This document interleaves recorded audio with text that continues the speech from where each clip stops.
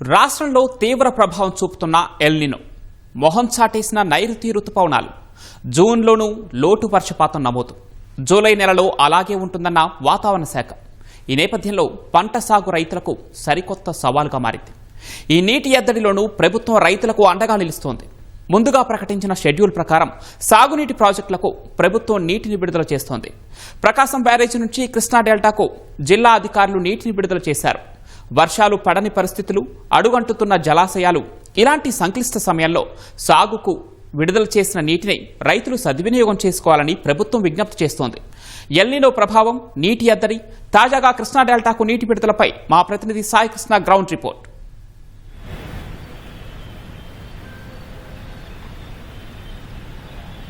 పవన్, ప్రపంచవ్యాప్తంగా నెలకొన్న సంక్లిష్టమైన వాతావరణ పరిస్థితులు భారతదేశం పైన కూడా పూర్తి స్థాయిలో పడ్డాయి. నైరుతి రుతుపవనాలు మొహం చాటేశాయి. జూన్లో నైరుతి రుతుపవనాలు కేరళను తాకినప్పటికీ దేశవ్యాప్తంగా కూడా ఆశించిన వర్షాలు పడలేదు. ముందుగానే ఎల్నినో ప్రభావం ఉంటుంది. దాని ప్రకారం వర్షాలు ఆశించిన మేరకు కురవని కూడా వాతావరణ శాఖ ముందుగా ప్రకటించిన మాదిరిగానే 40% జూన్ నెలలో నమోదైంది. అలాగే జూలై నెలలోనూ కూడా వర్షాలు ఆశించిన స్థాయిలో కురవపోవచ్చు అనేది ఇప్పటికే ప్రకటించిన నేపథ్యంలో ముందుగా రాష్ట్రంలో జలవనరుల శాఖ సాగునీటి ప్రాజెక్టుల నుంచి నీరు విడుదల చేసే అంశంపై ఒక షెడ్యూల్ ప్రకటించింది. ఆ షెడ్యూల్ ప్రకారం వివిధ ప్రాజెక్టుల నుంచి నీరు విడుదల చేస్తున్నారు. జూన్ 1వ తారీఖు గోదావరి డెల్టాకు నీరు విడుదల చేయగా ఇవాళ తాజాగా కృష్ణా డెల్టాకు ప్రకాశం బ్యారేజ్ నుంచి నీరు విడుదల చేశారు. తూర్పు డెల్టా ప్రధాన కాలువకు 3200 క్యూసెక్కుల నీరు విడుదలైంది. ఈ నీటి ఎద్దడి, వర్షాలు కురవపోవటం, జలాశయాల్లో నీరు తక్కువగా ఉండటం ఉన్న పరిస్థితుల్లో చాలా జాగ్రత్తగా వినియోగించుకోవాలి. ఇచ్చిన నీరుని పంటలకు ప్రధానంగా ఇప్పటికే ప్రభుత్వం ఒక స్పష్టమైన విధానం అయితే ప్రకటించింది. వ్యవసాయ శాఖ, జలవనరుల శాఖతో పాటు కింద దిగువ స్థాయిలో వివిధ ప్రభుత్వ శాఖలు సమన్వయం చేసుకుని రైతులకు అవగాహన కల్పించాలని కూడా పలు తపాలుగా సమీక్షలు చేసి ముఖ్యమంత్రి చంద్రబాబుతో పాటు వివిధ శాఖల మంత్రులు కూడా ప్రకటించారు.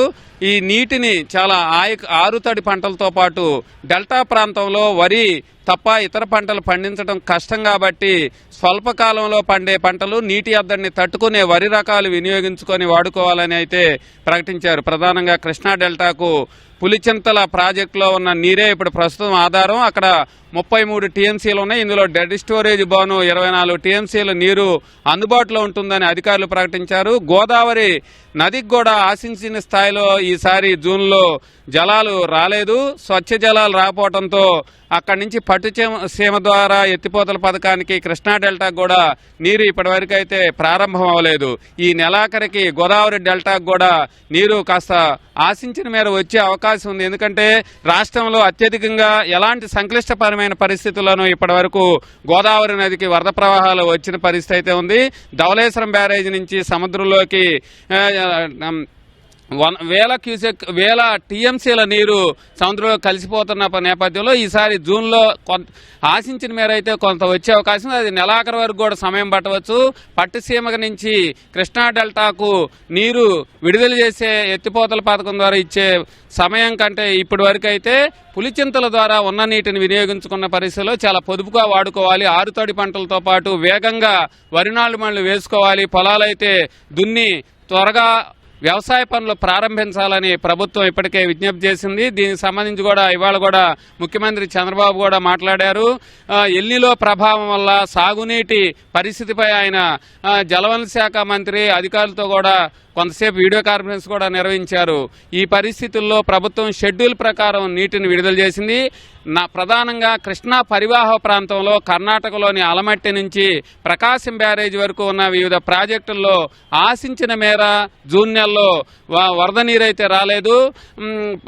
అలమట్టికైతే ఒక్క చుక్క కూడా నీరు రాపోవటం, అలాగే నారాయణపూర్ నుంచి ప్రధానంగా తెలుగు రాష్ట్రాలకు అతి ముఖ్యమైన ప్రాజెక్టులు శ్రీశైలం, నాగార్జున సాగర్, శ్రీశైలంలో ఇప్పుడైతే 42.85 టీఎంసీలు నీరు మాత్రమే అందుబాటులో ఉంది. చాలా తక్కువ నీరు. అలాగే 138 టీఎంసీలు నాగార్జున సాగర్లో అందుబాటులో ఉంది. ఈ నెలాఖరులో నాగార్జున సాగర్ ఆయకట్టుకు కూడా ప్రభుత్వం ముందుగా ప్రకటించిన ప్రకారం నీరు విడుదల చేయాల్సిన అవసరం ఉంది. ఈ సంక్లిష్ట పరిస్థితుల్లో సాగర్ ఆయకట్టుకు నీరు ఎలా విడుదల చేయాలన్నది కూడా కొంత జలవనరుల శాఖలో తర్జన అయితే జరుగుతున్న పరిస్థితి ఉంది. ఈ నెలాఖరుకు ఆశించిన మేర ఒకవేళ వర్షాలు కురిస్తే మాత్రం క్రమంగా కృష్ణా పరివాహ ప్రాంతంలోని ప్రాజెక్టులన్నింటిలో కూడా నీరు చేరే అవకాశం ఉంది. లేదంటే మాత్రం ఉన్న నీటిని జాగ్రత్తగా వినియోగించుకోవాలి, ఆరుతడి పంటలను వేసుకోవాలి. వరి డెల్టా ప్రాంతంలో స్వల్పకాలంలోనే పండే రకాలైతే నీటి ఎద్దడిని తట్టుకునే రకాలు మాత్రం ఈసారి రైతులు తప్పనిసరిగా ఎంచుకొని వాటిని నాటాలి అనేది కూడా వ్యవసాయ శాఖతో పాటు ప్రభుత్వం విజ్ఞప్తి చేస్తుంది. అట్లాగే నెల రోజుల క్రితం గోదావరి డెల్టాకు నీరు విడుదల చేశారు. ఇంకా అక్కడ వ్యవసాయ పనులు మందకొడిగా సాగుతున్న పరిస్థితి. వరి నాట్లు, నారుమళ్లు ఇంకా వేగవంతం చేయాలి. ధవళేశ్వరం ఆయకట్టుని బ్యారేజ్ నుంచి ఇస్తున్న నీటిని కూడా ఉమ్మడి ఉభయ గోదావరి జిల్లాలు రైతులైతే సద్వినియోగం చేసుకోవాలని ప్రభుత్వం ఇప్పటికే విజ్ఞప్తి చేసింది.